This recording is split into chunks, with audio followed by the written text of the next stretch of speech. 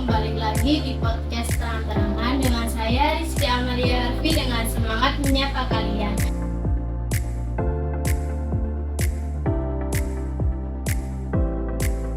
Nah, pada podcast kali ini saya akan membahas kasus puluhan siswa di Seman 1 Bengkulu yang gagal mengikuti SNBP karena keteledoran operator sekolah.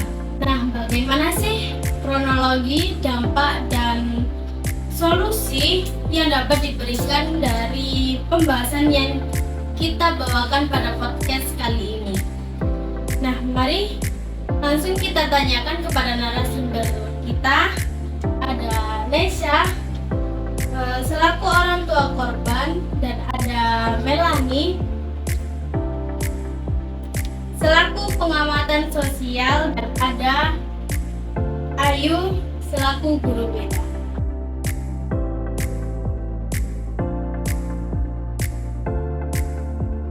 Nah, sebelumnya boleh nih menyapa kawan-kawan pendengar pada hari ini.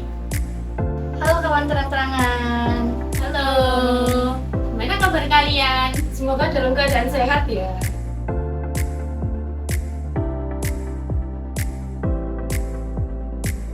oke, baiklah, mungkin kita langsung saja untuk menanyakan kepada orang tua korban. Nah, apa sih yang terjadi dan bagaimana kok bisa kesalahan ini itu terjadi? Saya di sini sebagai perwakilan dari wali siswa. Kami tentunya merasa sangat kecewa. Anak-anak kami yang sudah belajar dengan keras untuk mendapatkan nilai yang baik agar bisa mendaftarkan dirinya di SNBP, tetapi karena masalah ini mereka kehilangan kesempatan besar. Ketika kami bertanya kepada pihak sekolah, namun sepertinya pihak sekolah enggan untuk memberikan jawabannya.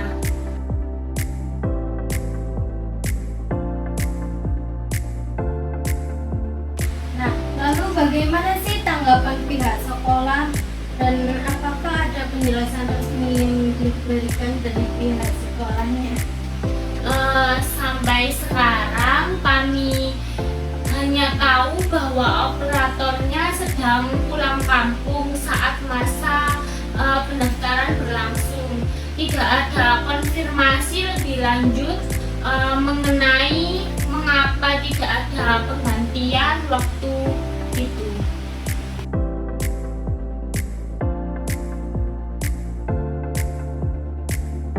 Oh, jadi pihak operator sekolah ini seperti kurang bertanggung jawab ya, Bu ya?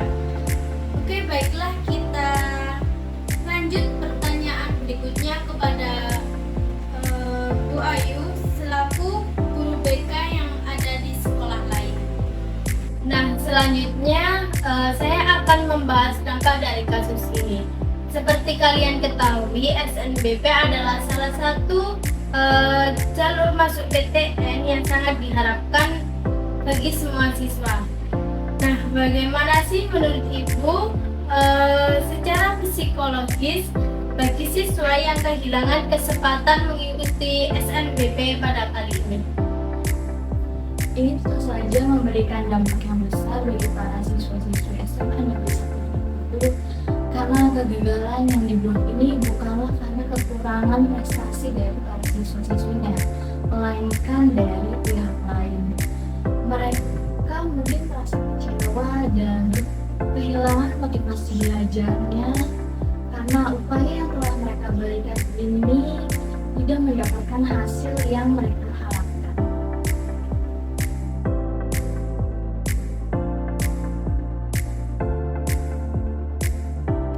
Nah, sangat benar. Saya juga bisa membayangkan betapa beratnya bagi siswa yang merasa prestasinya sangat tidak dihargai. Nah, lalu apa sih dampak akademis terutama terkait persiapan mereka yang tadinya hanya berfokus pada SNBP saja? SNBP sendiri ini memberikan keuntungan karena siswa tidak perlu lagi untuk bersaing di jalur tes, sehingga mereka bisa mempersiapkan diri lebih awal untuk masuk kuliah. Namun Namun sekarang mereka harus mempersiapkan diri untuk UTBK. Jelas menambah beban belajar yang bisa mempengaruhi kesiapan mental dan waktu mereka.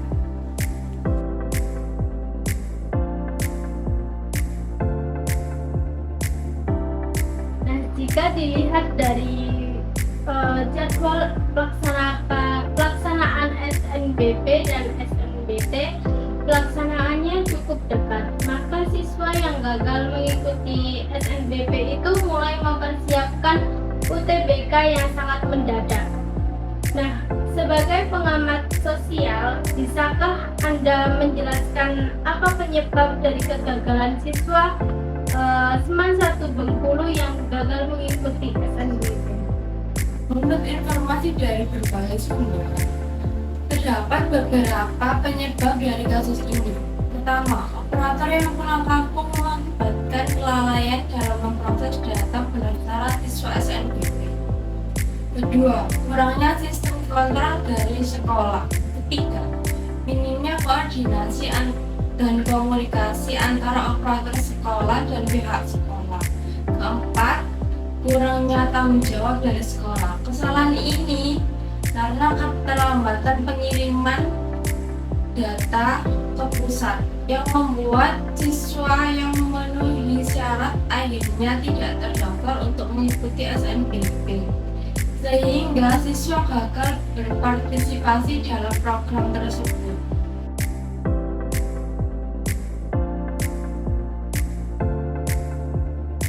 Nah, menurut Anda nih, apakah ada solusi yang dapat diberikan untuk mengatasi kasus puluhan siswa Seman 1 Bengkulu ini yang gagal mengikuti SNBP? Menurut saya, sekolah perlu memperkuat manajemen administrasi dengan memastikan penginputan data SNBP tepat waktu dan pengawasan ketat terhadap operator. Selain itu, penting untuk menyediakan operator cadangan, memberikan pelatihan berkala pada operator agar memahami tenggat waktu dan bekerjasama dengan dinas pendidikan untuk solusi jika terjadi keterlambatan yang berdampak pada siswa.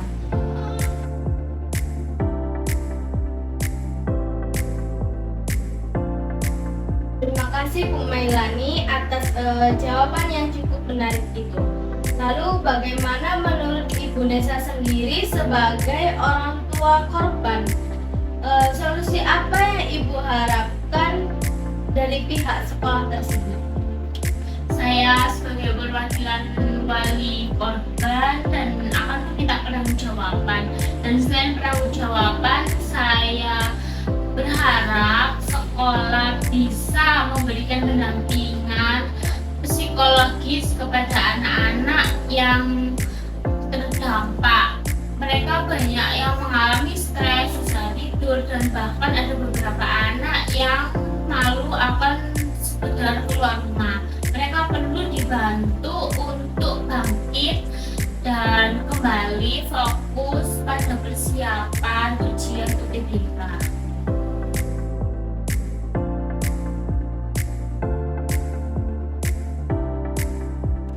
Itu sangat penting ya Bu Nesa. Pendampingan psikologis memang sangat dibutuhkan dalam situasi seperti ini.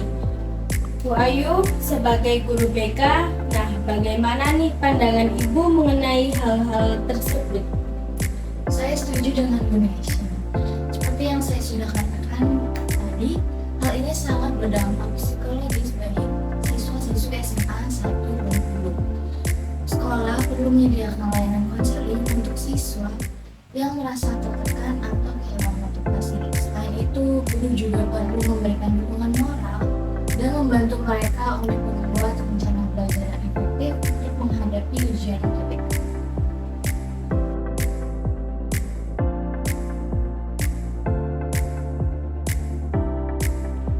Tapi apakah kasus ini termasuk dalam pelanggaran kode etik nilai dasar ASN? Bagaimana nih tanggapan dari Ibu Melani sebagai pengamat sosial? Ya, kasus ini sudah masuk pelanggaran dari nilai dasar ASN. Salah satu nilai yang dilanggar yaitu nilai kompeten. Nilai kompeten berarti ASN harus teliti, profesional, dan memastikan layanan berjalan baik. Keteladanan operator yang mengakibatkan siswa gagal SNBP menunjukkan kurang ketelitian dan profesionalisme, sehingga ini mencerminkan pelanggaran nilai tersebut.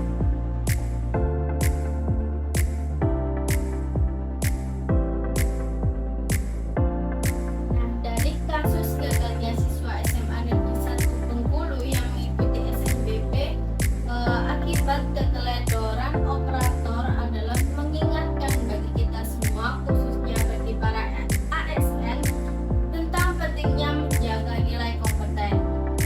Dalam menjalankan tugas, ASN dituntut untuk teliti, profesional, dan memastikan tidak ada kesalahan yang dapat merugikan bagi masyarakat.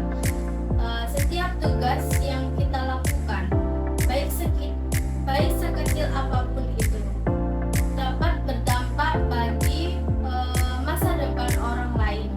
Semoga kejadian ini bisa menjadi pelajaran bagi kita semua, agar kita semua lebih berhati-hati dan bertanggung jawab dalam melayani.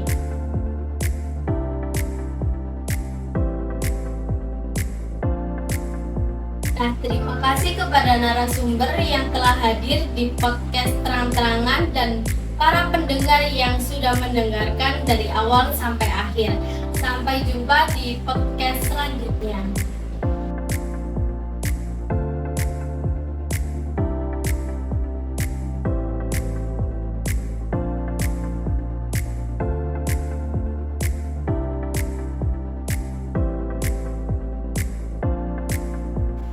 Halo para pendengar podcast Terang-Terangan, kembali lagi di podcast pada hari ini dengan saya Rizky Amalia Harfi akan menemani podcast kali ini. Pada episode sebelumnya kita membahas tentang kasus siswa Seman 1 Bengkulu yang gagal mengikuti SNBP dikarenakan kelalaian operator sekolah. Kasus tersebut melibatkan pelanggaran kode etik ASN, khususnya dalam hal kompetensi. Nah, tetapi pelanggaran kode etik ASN tersebut bukan hanya terjadi pada kasus-kasus tersebut, melainkan ada banyak kasus lainnya yang berkaitan dengan kompetensi ASN. Maka dari itu, episode kali ini kita akan membahas lebih dalam tentang hal tersebut bersama narasumber yang sudah hadir pada episode hari ini. Boleh nih sapa-sapa dulu para pendengar podcast kita.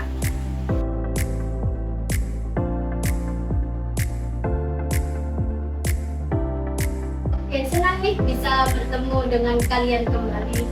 Gimana nih kabarnya setelah ada kasus di Seman 1 Bengkulu? Sudah ada tindak lanjut dari pihak sekolahan? Alhamdulillah, kasus ini sudah ditangani dengan baik. Pihak sekolah sudah memberikan pertanggungjawaban dan mendampingi siswa-siswi yang terdampak. Mereka juga didampingi oleh Ibu Ayu dan Ibu Melani, sehingga anak-anak di SMA Negeri 1 Bengkulu bisa kembali semangat untuk meraih masa depan mereka. Untuk pihak operator sekolah sudah diamankan oleh pihak berwenang. Dan saya juga sudah memberikan pendampingan konseling terhadap siswa SMA 1 Bengkulu serta melakukan sosialisasi kepada guru BK di sana.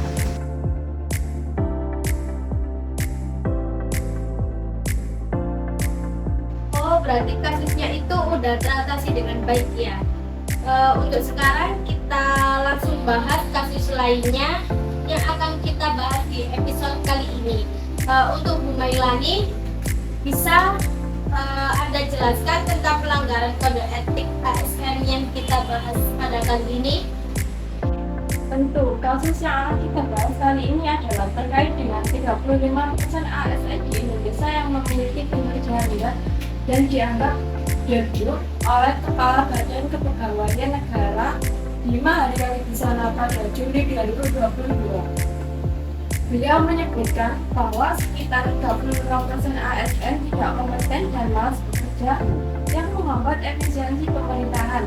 Padahal sekitar 20% ASN justru memiliki Indonesia yang luar biasa. Meski banyak ASN yang bergelar pendidikan tinggi, kenyataannya kompetensi mereka tidak sesuai dengan harapan.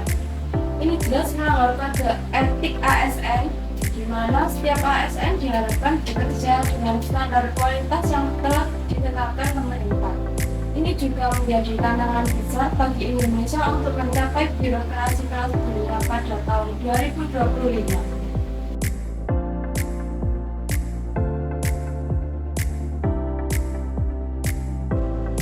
Ini memang kasus yang sangat besar ya, dan tentu memberikan dampak yang signifikan bagi masyarakat. Nah, kira-kira nih, apa dampaknya jika kinerja ASN yang rendah ini terus berlanjut? Teraja, dampaknya sangat besar. Kinerja ASN bisa mengurangi kepercayaan masyarakat terhadap pemerintah karena mereka merasa tidak mendapatkan pelayanan yang optimal. ASN yang tidak produktif menghambat proses administrasi dan pengambilan keputusan yang berpotensi menyebabkan keterlambatan dalam pelaksanaan program-program pemerintah. Ini jelas berimbas pada pelayanan publik yang tidak efisien yang pada akhirnya merugikan masyarakat.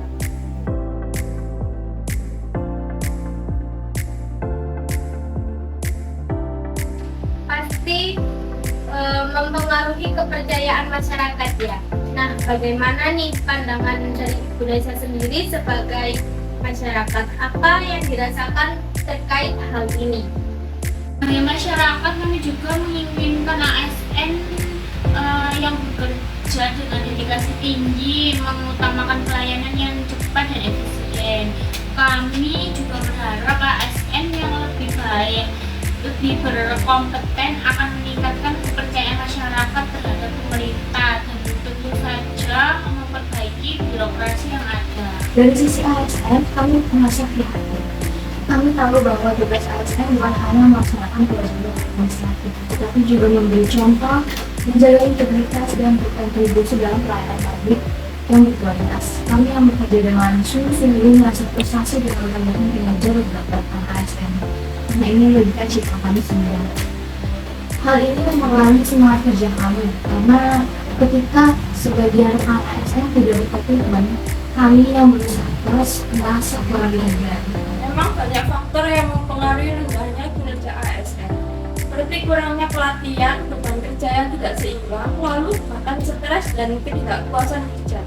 ASN yang tidak dibekali keterampilan yang relevan akan kesulitan beradaptasi dengan perkembangan zaman, dan ini berpotensi membuat mereka merasa malas dan tidak produktif.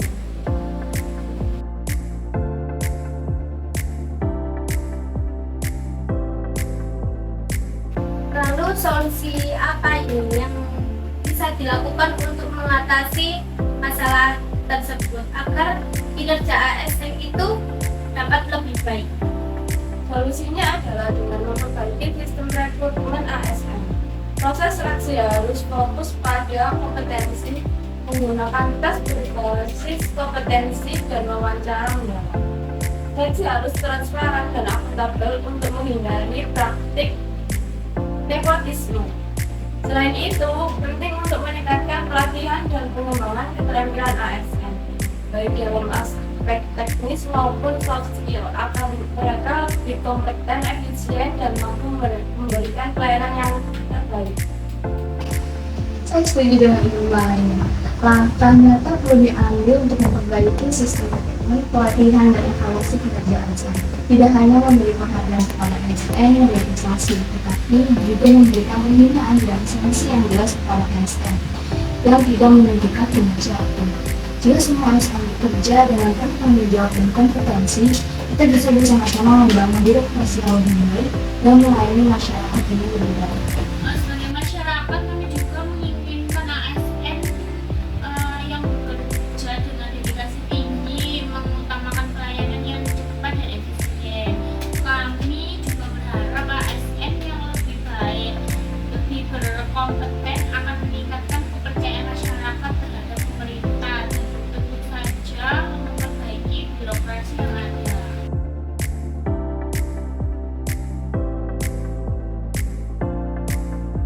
Wah, banyak sekali ya pemikiran dan solusi penting yang telah dibahas.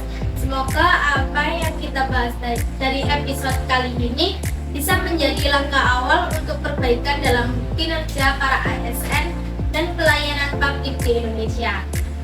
Dan terima kasih kepada narasumber kita, Ibu Mailani, Ibu Nesa, dan Ibu Ayu yang sudah berbagi pandangan dan solusi. Jangan lupa untuk terus mengikuti podcast Terang-Terangan di episode selanjutnya.